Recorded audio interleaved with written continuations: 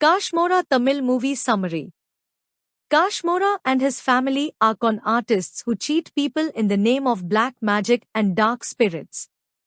One day, Yamini, a PhD research student, joins Kashmora to gather evidence and expose him to the public. Kashmora's fame makes him respected by a superstitious and fraudulent minister. Kashmora earns Minister Dhankodi's trust. When the income tax department raids Dhankodi's house, he asks his henchmen to transfer all the illegal money to Kashmora's house. Seeing this as an opportunity to escape and settle abroad, Kashmora's family ran with the money. Meanwhile, Chelapthi Rao seeks Kashmora's help and brings him to a haunted bungalow on the outskirts of Tamil Nadu and Andhra Pradesh. In the house, actual ghosts haunt Kashmora. Meanwhile, in Chennai, Dhankodi learns that Kashmora is a fraudster and sends his henchmen to kill his family. The henchmen try to get Kashmora from the bungalow but cannot since the ghost beats them and drags Kashmora and his family inside the house. The family encounters a broker trapped inside the house for a long time. The broker says that the bungalow was once a princess's palace. Ever since her death, residents and owners of the house have met with an ill fate. He also informs us that there are 13 ghosts in the bungalow. The trapped people meet the ghost of Raj Nayak, the head of all 12 spirits.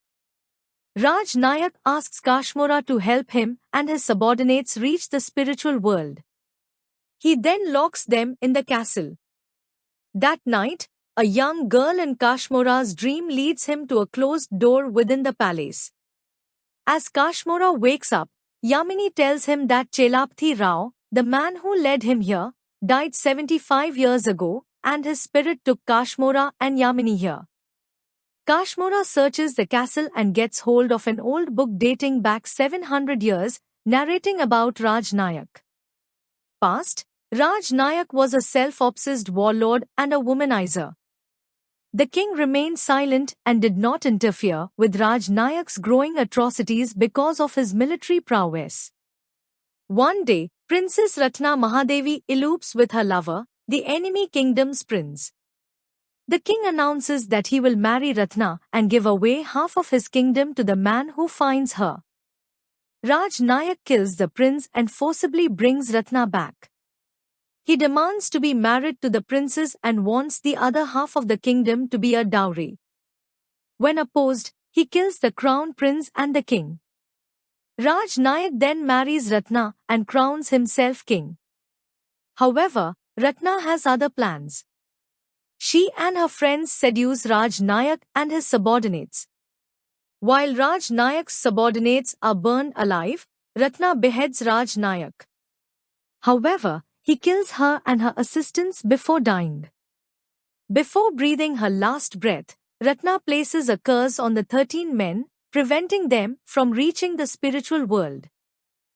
Present, afterwards, Raj Nayak and the other 12 ghosts haunted the palace and its occupants. According to an exorcist, Raj Nayak would become immortal if he sacrificed 5 people in a family born with the same birth star, Rohini. A lady who is the only woman in her generation should perform the sacrifice. It should happen during the Navkali Purnami, which occurs once every millennium. Kashmora recollects that his family members all have the same birth sign and that Yamini is the only woman in her family.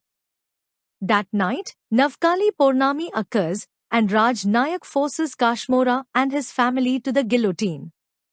The young girl from Kashmora's dream appears and turns out to be Ratna's reincarnation.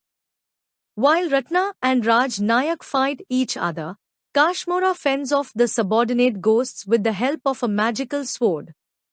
Ratna's conscience leads him to a chamber within the castle where Raj Nayak's remains are. Using the dagger, Kashmora destroys the remains, making Raj Nayak vulnerable.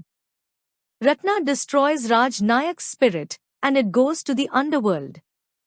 The other spirits flee the castle for the spiritual world. Having escaped the palace, Kashmora claims he defeated the ghosts and cleansed the centuries-old bungalow. Kashmora's family gives Dhankodi his documents and informs him that the spirit kept the stolen money.